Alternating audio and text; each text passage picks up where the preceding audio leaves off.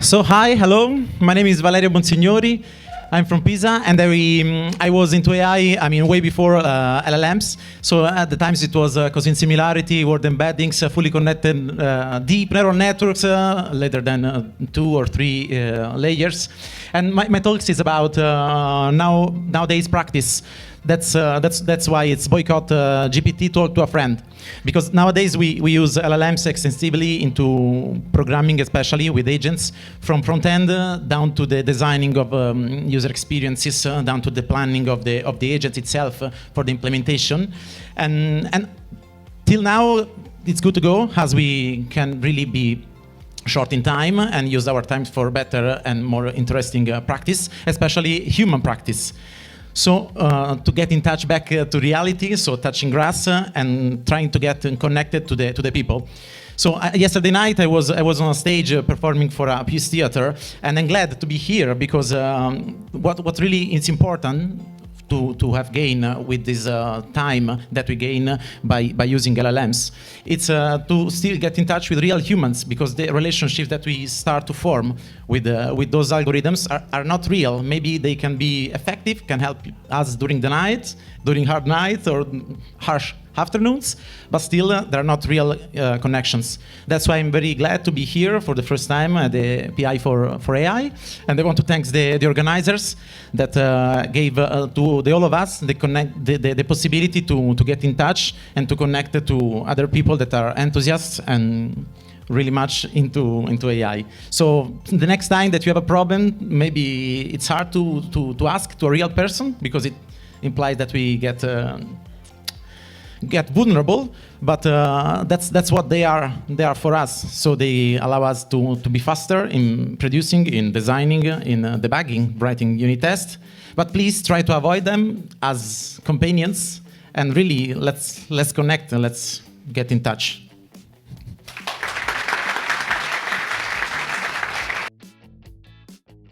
Thank you, everybody. This lightning talk was not even a thing until 1.5 hours ago, so the only slides you will see are just a bunch of memes. As you know, with AI, we automated lots of stuff, and we as a programmers like to automate stuff in like days, months, for stuff that can be done in, let's say, minutes. And I always loved this thing, and but before Cloud Code, ChatGPT, and whatever, the tasks could take so many days to perform, side projects, for example. But now we can do stuff in hours or days. And one of my projects that I want to present you is a calculator for an automated calculator for prices of the Tombola game. For foreign people here, I don't know if you already know the Tombola game, that it's usually performed in holiday, Christmas with friends and family and so on. But during last Christmas holidays, I was with my friends. I was looking at them manually performing all the computations and manually dividing each pieces to compute the prices. And I told myself, why not automate this thing? Or better, why not Cloud Code could automate this thing? So he made it for me, and basically the calculator takes two inputs, the total amount of money and the car price, and it returns you the complete distribution of prices with some constraints. For example, basically all prices should be divisible by 2 in case there is a draw between two people. And there are some constraints in, let's say, the tombolone must be at least 6 cards, otherwise no one will do it. And from let's say Ambo to Terna, there is almost a double increase. So feel free to try it next Christmas with your friends. It's on my GitHub bio because I didn't know where else to deploy it. So that's it.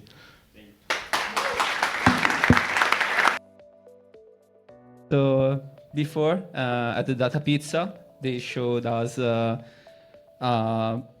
project for doing RAG. So I said maybe we can show them how we can ingest the data, and it could be with our product, Scrape Graph AI.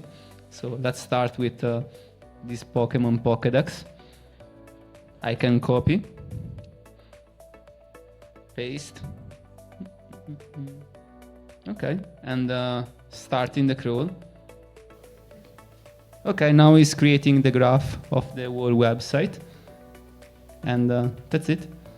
Here we can see all the pages of the website that are rendered in JavaScript.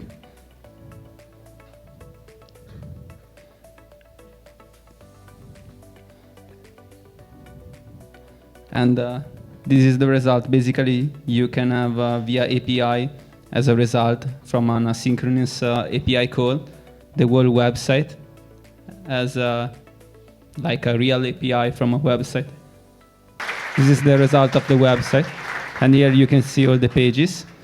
With this, you can extract the whole information crawling and from the website. Thank you. Hi, I'm Daniele Zonca. I work for Red Hat.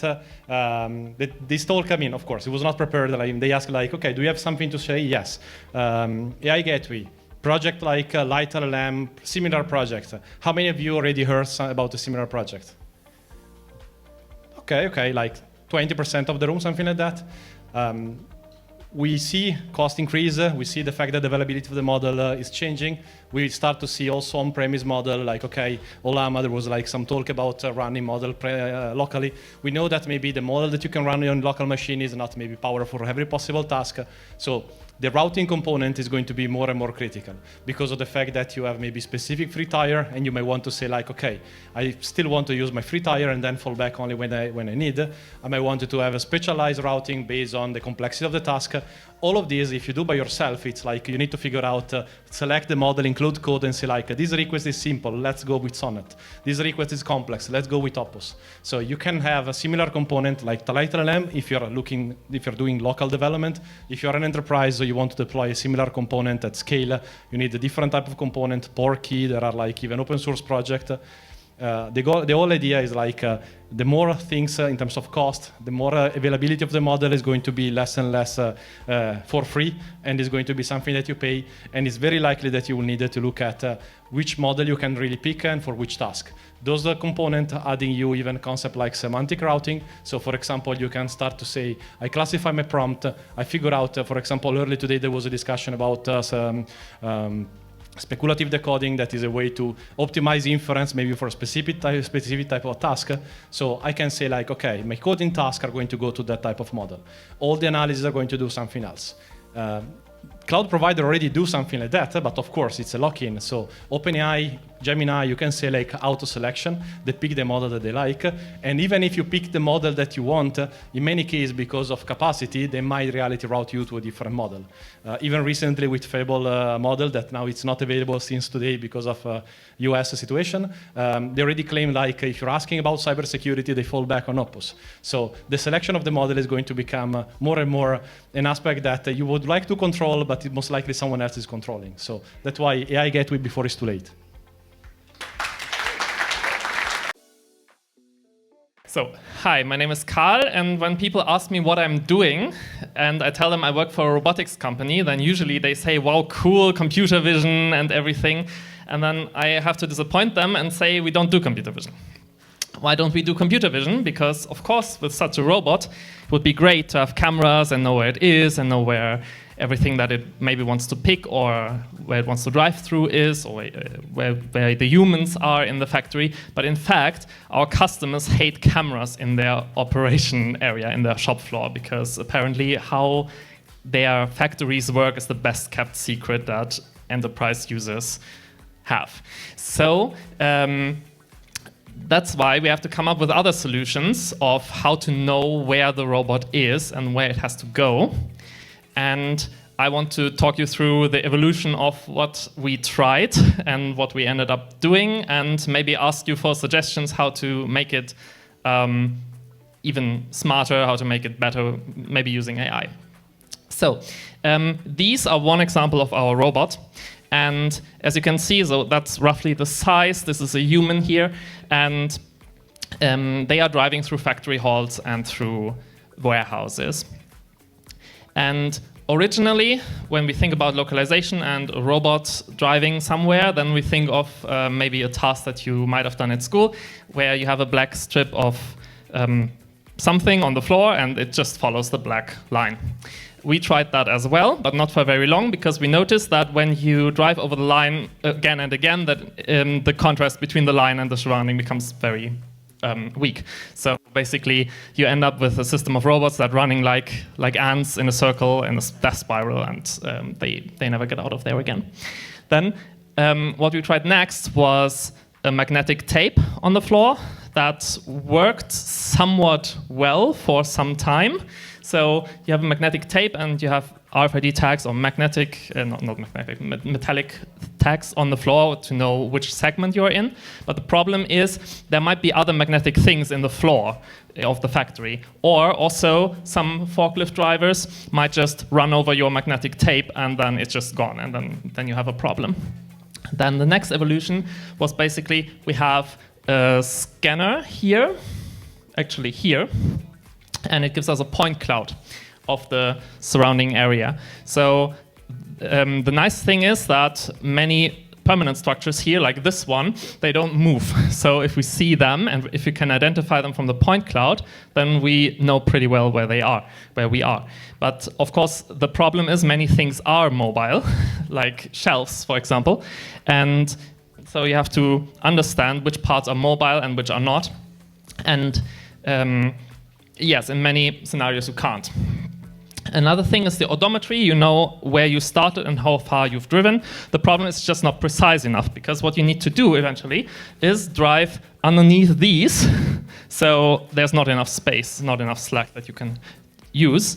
And you also want to, for example, approach an inductive charger very precisely, because otherwise you get intermittent charging, on and off charging, and you don't want that. And we've done some experiments with ultrasound and with beacons, like triangulation. And it turned out they were not very precise either. So our latest evolution is a grid code that we print on the floor, where we can see in a QR code exactly where we are. But of course, you can imagine, this brings us back to the start. So if someone has driven over it countless of times, then we have to change it. And then we have to print it exactly where it was. So it's not as easy as you would think. So currently, what we do in most of the projects is hybrid approaches between the point cloud and the magnetic tape. Particularly when we have to go somewhere very precise, where maybe no forklift driver can enter, then we do use the magnetic tape.